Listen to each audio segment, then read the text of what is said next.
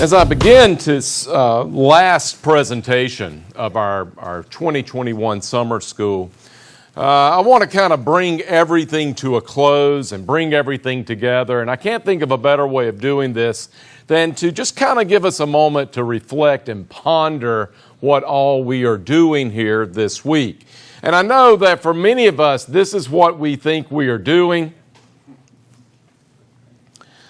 We also probably had to explain to people what it is we are doing here this week. Many people who think we're really just here in some kind of Civil War reenactment.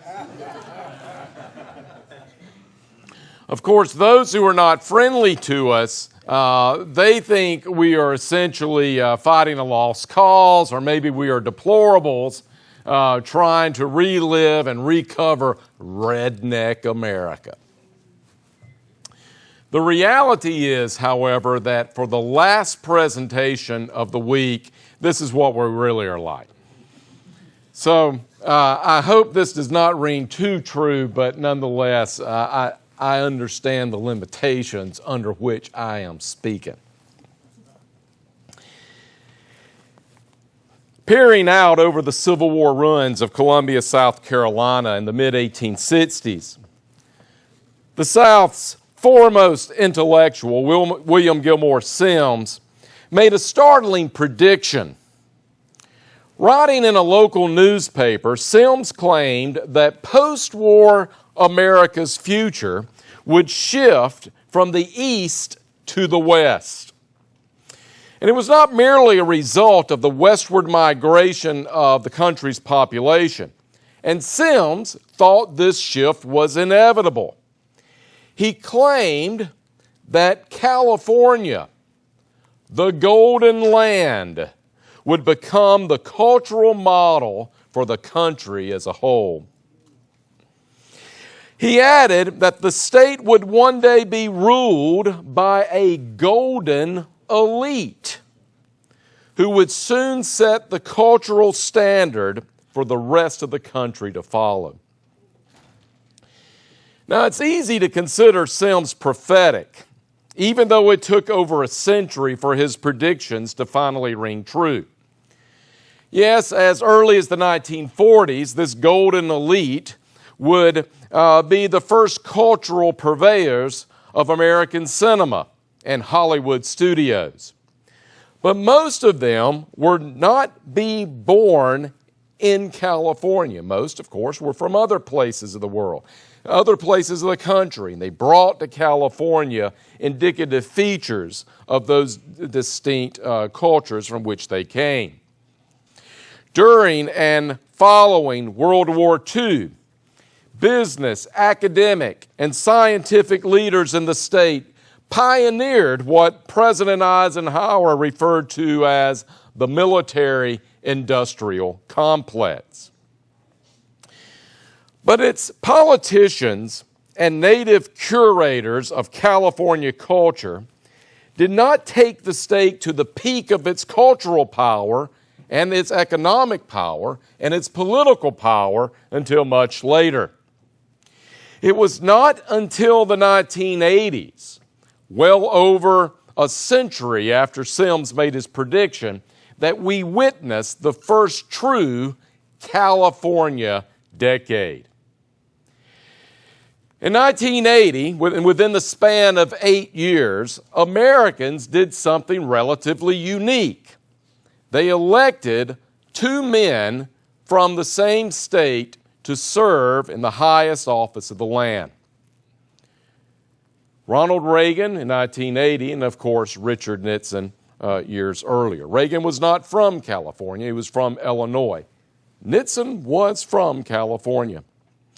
But Reagan, when he came to Washington, D.C. in 1981 and assumed office, he was not alone.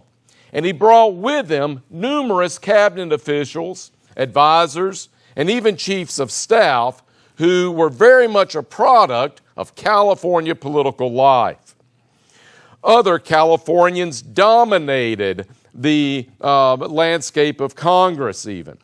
Leading conservatives in Congress like Bob Dornan, who represented Orange County, one of the representatives of Orange County, made a national name for himself and often spoke to groups just like this at other conservative conferences. The California sound, which had really crystallized at the end of the 1970s and into the early 80s with bands like the Eagles, reached new peaks of dominance in the 1980s, thanks in part to Detroit-born but clearly Los Angeles Michael Jackson, or other performers and musicians. Specifically, and the one that I remember most was the Bay Area rocker Huey Lewis, who also was born outside of California but returned to the Bay Area over and again throughout his career. This even culminated in one group getting their own Saturday morning television show, the Bay City Rollers, which I'm probably the only person in the room who watched this show as a child. I won't go into it. California wines finally came into their own and commenced rivaling French and Italian wines in international competitions. And the burgeoning California computer and software industry drew the country's best talent with promises of instant wealth and a new California gold rush. Even California cuisine became fashionable, thanks in part to vegetables which were easily cultivated in the California desert without the troubles of disease common in other parts of the country. Popular television shows even highlighted California's intensely competitive business environment with shows like L.A. Law, not premiering in 1986, or, and I think this is kind of interesting, California's own shifting family demographics, which was illustrated in the Bay Area set television program Full House. More than anything, however, this shifting focus of the nation that Sims predicted to all things Californian highlighted a very dangerous trend. What California produced by the 1980s, the rest of the country would quickly embrace. This consisted of a new elite whose qualifications for leadership rested solely on the mere fact that they played them on TV.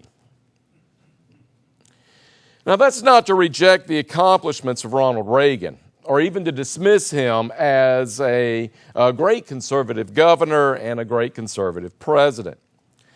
But Reagan was not as experienced as that other California politician, Richard Nixon, nor was he nearly as smart as his Republican predecessor, Gerald Ford. But Reagan, the good actor that he was, and his handlers understood what Americans wanted, which was to feel good about themselves and be proud of their country. But something less simple and less obvious was underway during the 1980s, and Californians were responsible.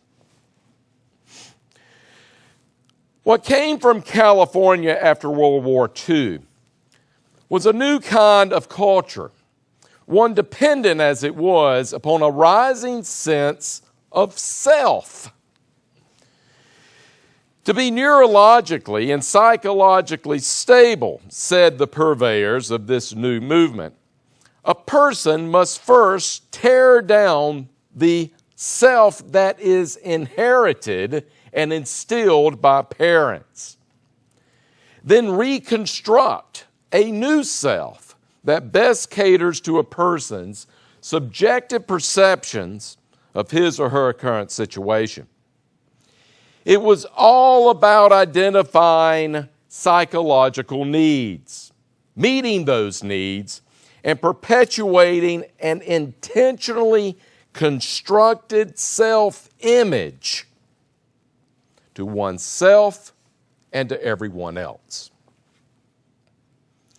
It was psychologically achieved, first, through destruction of inherited values and tradition.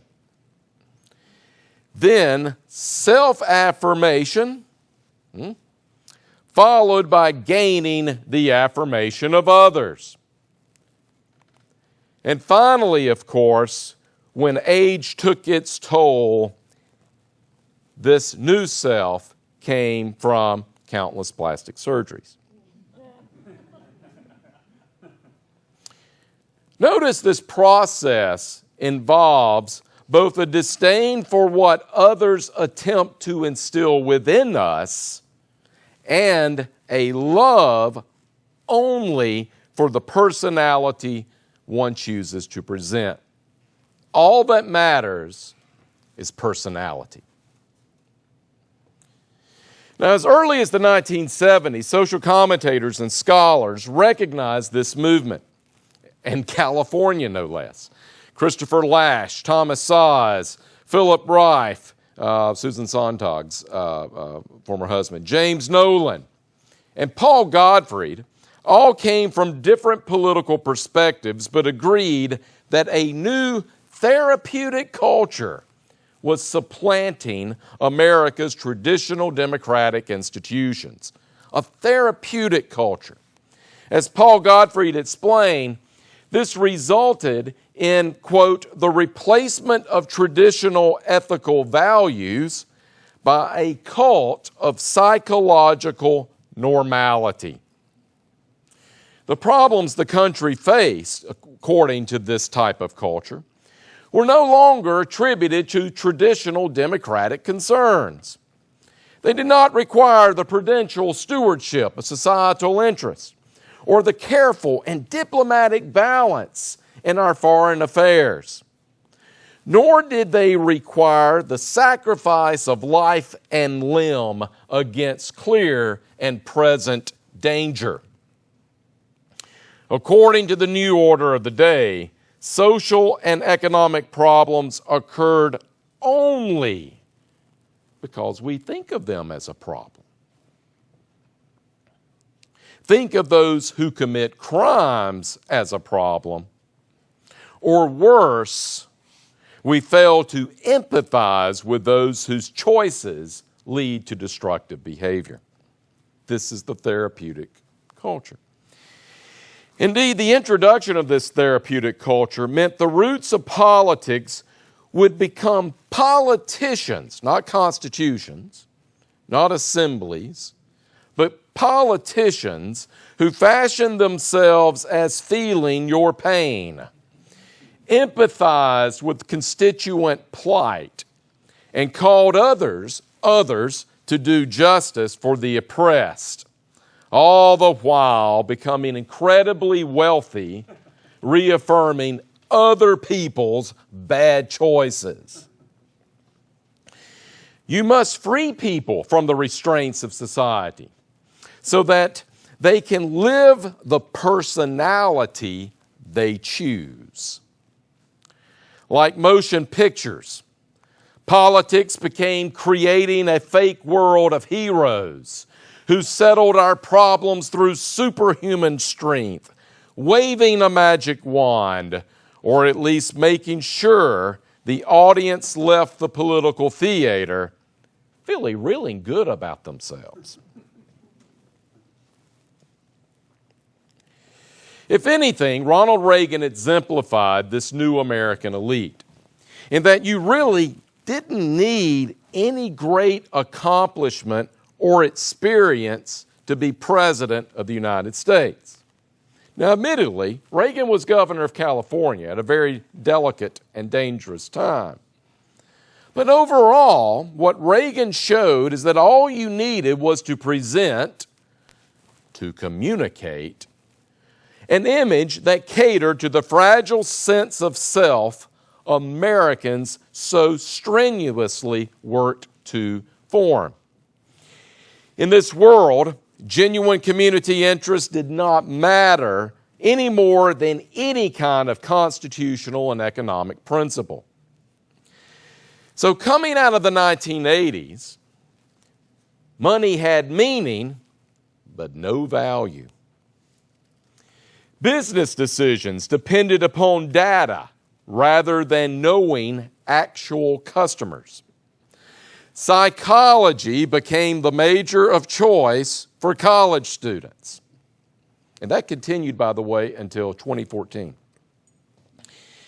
Even religious experience focused attention upon oneself. Above all, the secret to living your best life forward meant removing all the toxic influences of your life and distancing yourself from toxic people through judgmental condemnation. It only took a generation for this 1980s phenomena to turn into today's cancel culture. Thank you, California. Now, how does this phenomena affect our understanding of the South? The passing of American heritage in general, the tender relationships across our races and communities, and the continuation of what we believe is good and redeemable about the South. There are two things that come to mind, and I want to spend an extended period talking about these two different things, especially when considering the results of the California decade. The first repercussion is that it ended what I call the long cultural truce of modern America. It ended our long truce. Let me explain what I mean by that. And again, I want to take a few minutes to go through this. Those of you who are familiar with Abbeville, you've come to the summer school, you've read the stuff online, you've watched our videos, this should sound familiar to you. Those of you who are a little new to us, let me try and summarize something that we think is important.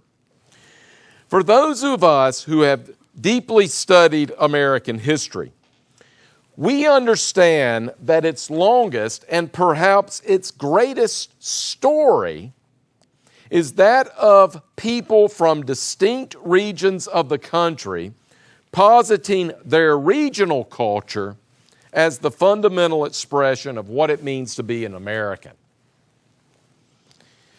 In other words, people from one part of the country look at themselves as the definitive and true American. Our culture is what American culture really is. Any deviation from that is kind of a deviation from the real America. So whether involving Virginians during the American Revolution or New Englanders in antebellum America or modern-day California, ladies and gentlemen, there has always been a fight over culture. The culture wars did not begin in the 1980s. They began in the 1580s. And they came to the New World with the colonists. These perpetual culture wars of America's past are always at heart a competition over regional traditions, religious expressions, and political sentiments. It's always been that. It has always been regional divisions. Until now. Until now. We have long fought the cultural battles of protecting regional identity and commitments. Sometimes we won, folks. Other times we lost. And sometimes perhaps Southerners went too far and did exactly what New Englanders or even Midwesterners did and claimed that the South is in fact the true America. But after the Civil War, by necessity and perhaps in exasperation, Americans as a whole seemed to agree to a new kind of cultural truce. we agreed to leave each other alone. Realizing that abolitionists, reformers, hot-headed politicians, economic nationalists, and religious zealots destabilized America's political culture and paved the way for secession and war, Americans were once again willing to accept their differences. Now, yes, this meant Northerners turned their eyes when white Southerners imposed segregation and other forms of racial discrimination. This was the price they were willing to pay to achieve cultural federalism and avoid repeating the bloodshed of the Civil War and the impenetrable political divisions of the antebellum period. Now, it helped that after the war, Northerners expressed an insatiable demand for all things Southern. They loved its stories. They expected the stories to be highly embellished with tales of moonlight and magnolias. And Southerners were quick to write those things, and they wrote them really well. Northerners, let me say that again, Northerners wanted to hear that slavery was not all that bad, or at least not as bad as antebellum abolitionists insisted. Northerners welcomed the introduction of Southern culinary traditions, even if they bleached them with white flour. Above all, in their factories and in their commercial endeavors, Northerners prioritized the South's natural resources, its cheap labor, and its soldiers in American wars.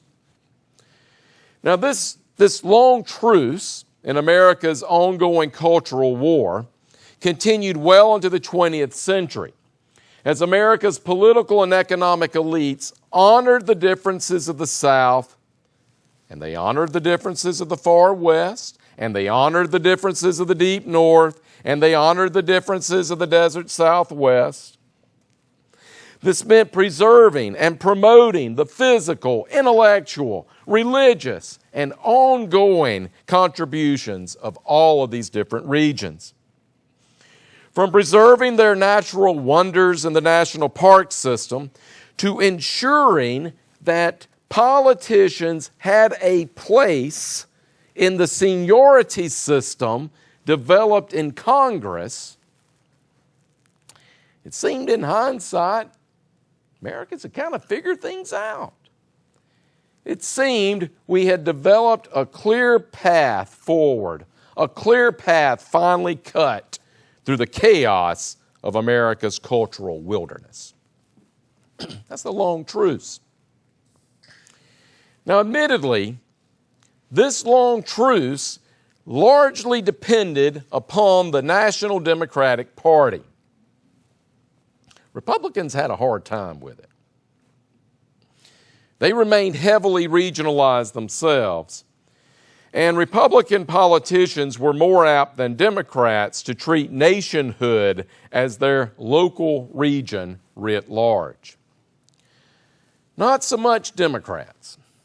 Democrats enjoyed support across the South, in metropolitan areas in the North, and among Democrats who migrated to other parts of the country, like California.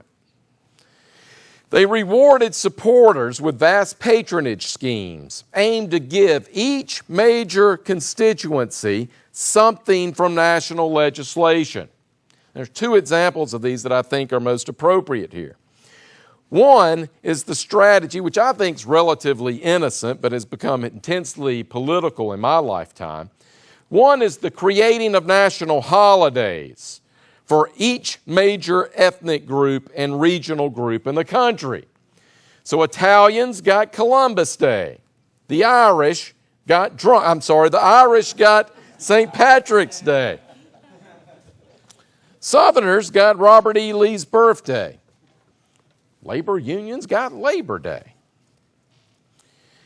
Now, a second example is that, yes, of course, things got easily out of hand, and political patronage continued to expand with the expansion of the American welfare state. And it definitely is illustrated in Franklin Roosevelt's New Deal of the 1930s, which was as much designed to give every region something as it was rooted in progressive ideology. We want to think of this as only a matter of ideology. But folks, the New Deal looked like the New Deal just as much so they can ensure Southerners got something, people in the West got something, they're going to get water. I mean, everybody kind of got a little something. But the truce continued. Now, clearly, toleration had its limits, and some things would not stand, most notably racial segregation, which Southern white political leaders also recognized would not stand, and began working as early as the 1920s to prepare for the inevitable demise of segregation. As early as the 20s. And yet, despite the violence and bloodshed of the civil rights movement, the radicalism of the 1960s, and some of you remember, the intense nationalism of the Cold War, and the leftward transformation of the Democratic Party, that long cultural truce survived. This is critical.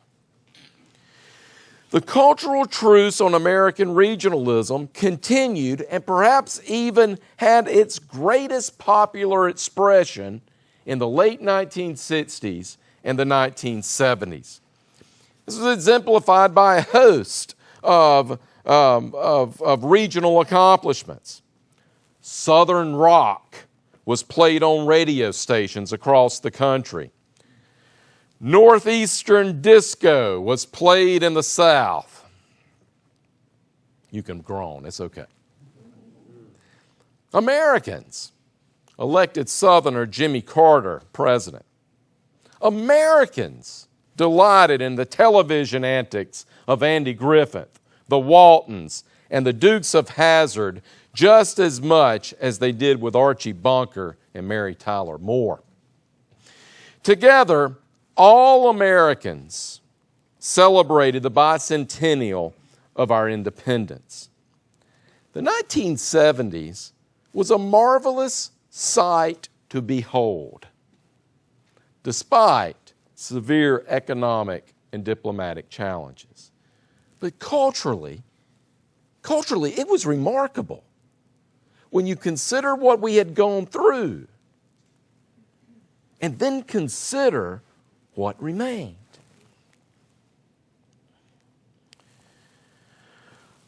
All of that changed as the Democratic Party could not survive as a party of regions.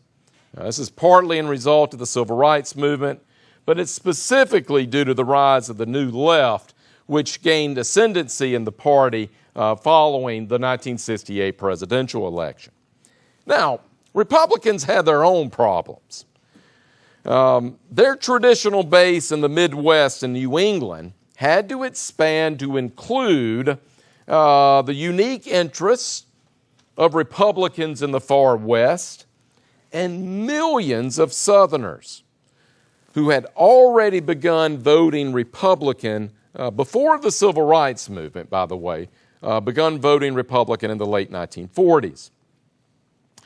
Now, the problems that the Republican Party had, I think, is well illustrated by its effort to bring Southern conservatives, Jeffersonian conservatives, into the party leadership.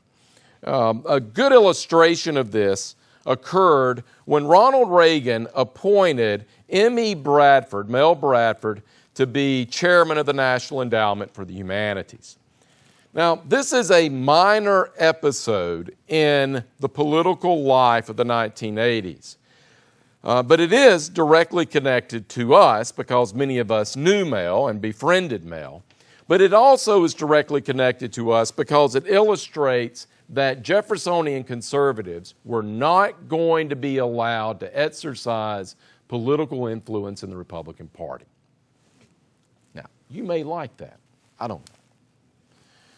But we have to admit and accept that without the influence of Southern conservatives or Jeffersonian conservatives who lived outside the South, the Republican Party's ability to absorb such vast regional interests was crippled by the beginning of the 1980s.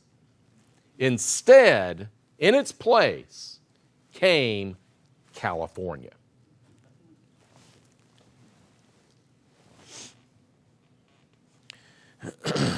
Now, the second significant factor affecting today's America with this new therapeutic culture is that regional competition in the ongoing culture war has been replaced by a new kind of discrimination, and one that looks a lot less like regionalism and more like a new form of segregation designed to protect a new kind of American elite. Now let's pause for a second and talk about the American elite prior to California gaining control. Most of that elite is drawn from all over the United States. Most of that elite depended upon accomplishments in business, inventions, the ability of distributing goods and services across a vast territory, the ability to capture the attention of a lot of Americans and entertain them, and to preach to them, and to minister to them, and to provide things that Americans, both regionally, individually, and as a whole, really thought were going to improve their life in tangible, physical, financial, or spiritual ways, right? You can kind of touch it. You could touch the railroad. Boom. You could touch the automobile, right? You could smell the fumes from factories. You could feel the fabrics of the mills. You could talk on a telephone. You could watch a football game where people weren't actually kneeling at that time, right? You could enjoy being a part of the political system. That's going to change as California gains control over the nation. This new elite, which insisted on segregating itself from the rest of American society, originated with the key educational and digital channels that spread these therapeutic values across the country, and they served as the chief means of model for which this new self is going to become.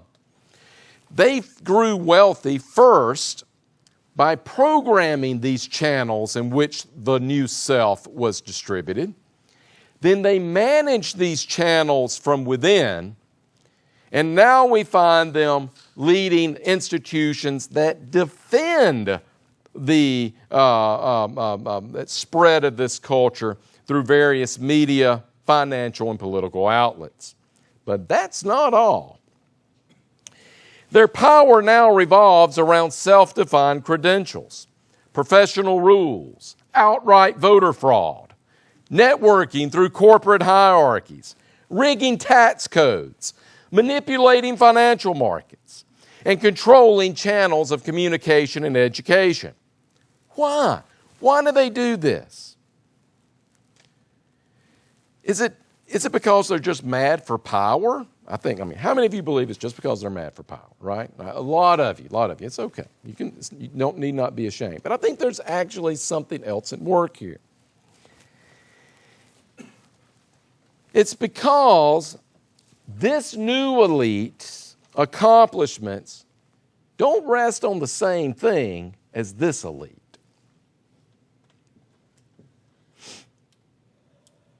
They are unlike this previous elite in one important way. They cannot really do anything that is useful.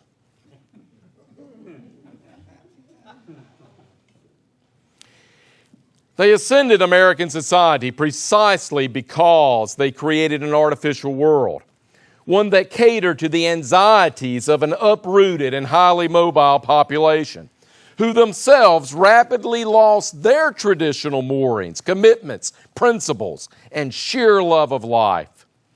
This elite tapped into the minds of a mentally sick population and gave them a cure that was worse than the disease. It is a world where people can most easily create artificial images of themselves and pattern that self-image around whatever they choose. Now, theoretically, this should have promoted individualism, self-expression, and countless new approaches to life. But rather than create 300 million distinct persons, this elite gave us themselves as the model. They gave us California, a golden land where personality mattered more than personhood, and an image of self-excess replaced the virtues of self-sacrifice and stewardship. They are the first people as a whole to willingly, let me say this very slowly. They are the first people as a whole to willingly transform themselves into an artificial reflection of an artificial world. They are perhaps the first people to freely, peacefully, and willfully turn themselves into an ideology. Now, this should come as no surprise for those of us who study ideological minds.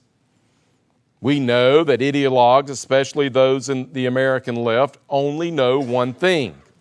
They only know themselves. After all, this is the therapeutic political culture they invented. But because they know only themselves, they always project their own weaknesses and sins onto others.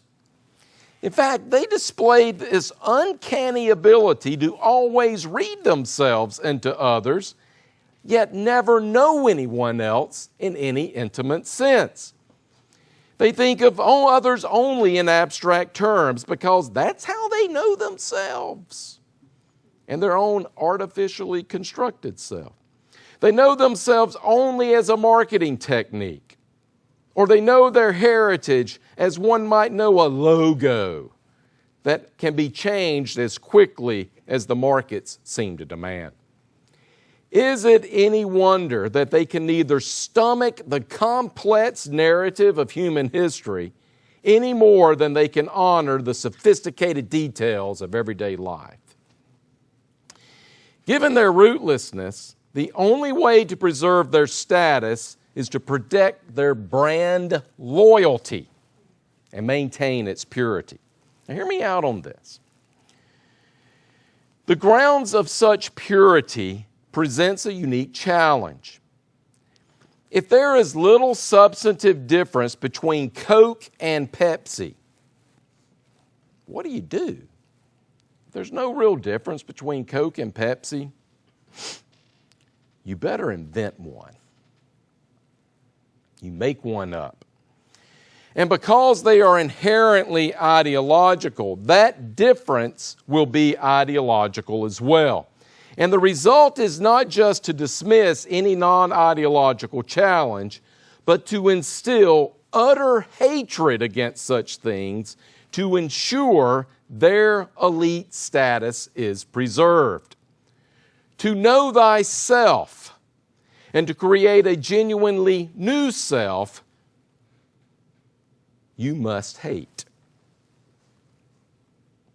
Tearing down becomes the new American rite of passage.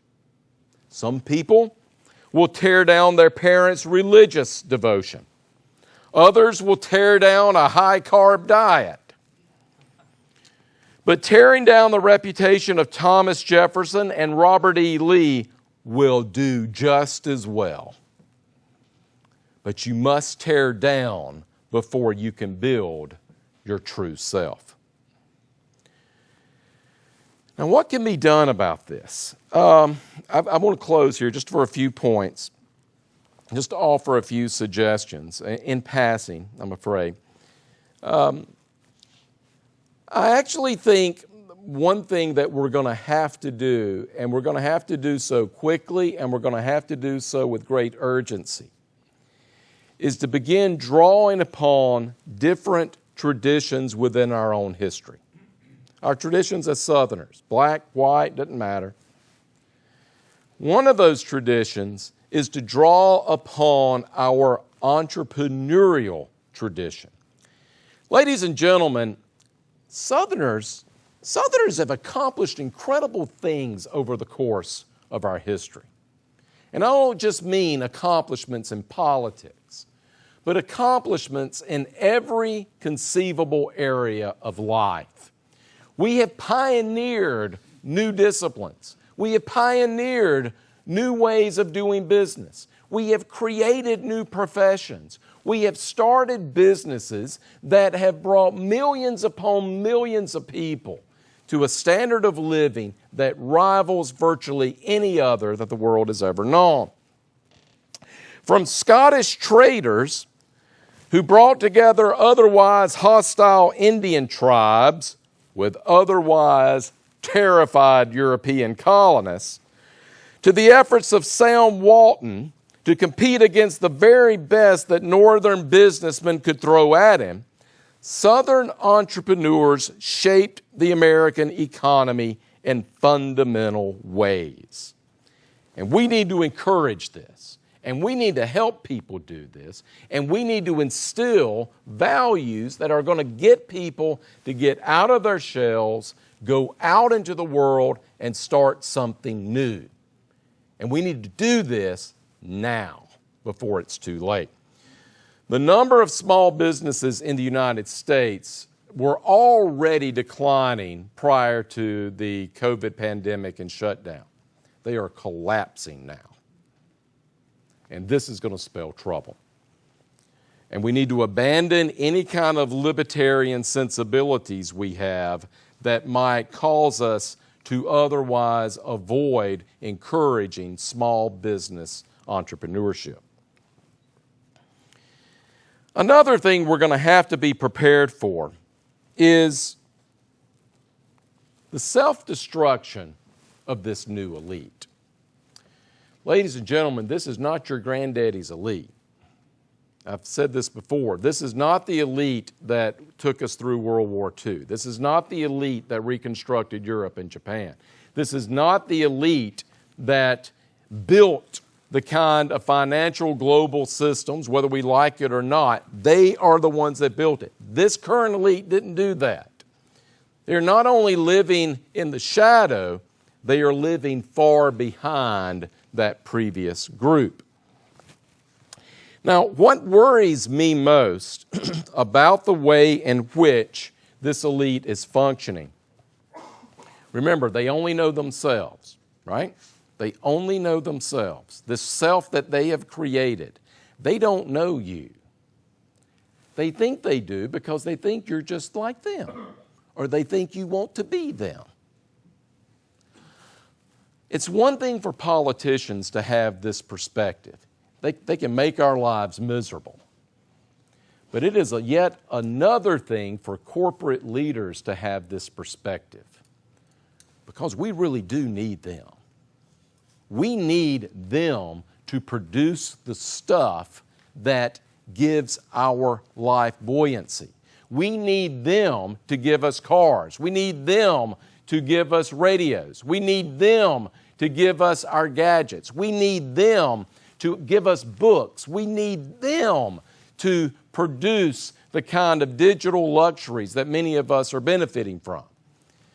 As this elite makes choices that they think you and I want, based on things you and I want, the entrepreneurial signals that they should be receiving are indecipherable to these folks. This is the real problem with woke corporations.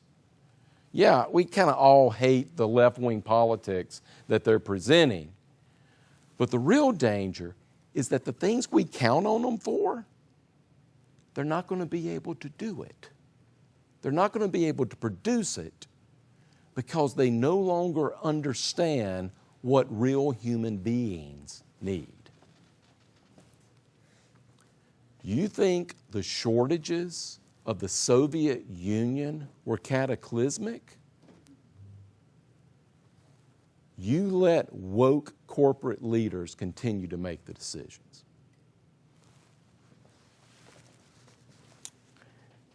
Another thing we could do is draw upon the Southern tradition of resistance. Here we have to be careful. There is a long tradition of resistance in the South.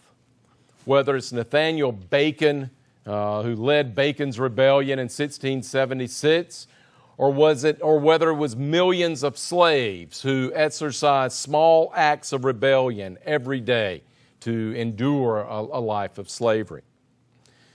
That kind of patient resistance is kind of part of our DNA. One of the defining features of the Southern Jeffersonian tradition, ladies and gentlemen, is that we don't like elites. They don't work out too well. We have this knack of ignoring elites. We have a knack of making fun of them. We have a way about us that really causes elites to kind of hate us. We have to continue that tradition. What we don't want to do is borrow from the left and follow their efforts toward resistance. We don't want to go a path of violence. We don't want to go a path in which we actually begin hating the souls of those who oppose us. This path has been tried before. It doesn't work out very well. More importantly, the things that people wanted to preserve taking that path ended up disappearing. So if you want to preserve what is good and valuable about the South, you're going to have to go some peaceful way. You're going to have to take not the path of the French Revolution, but you're going to have to take a path of promoting forgiveness.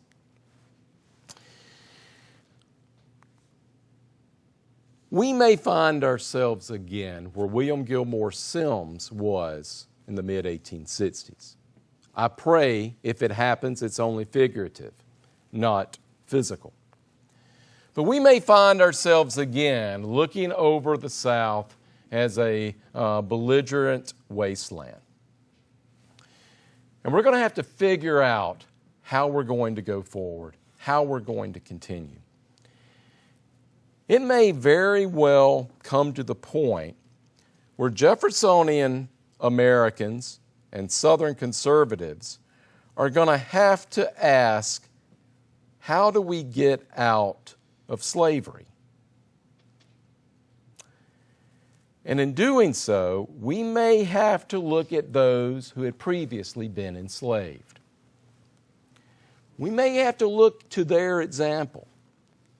Not to their example of what did happen to them, but what they had hoped would happen to them. There may come a point where we are going to have to honor those who have escaped slavery themselves and gain from them certain virtues that will help us go forward.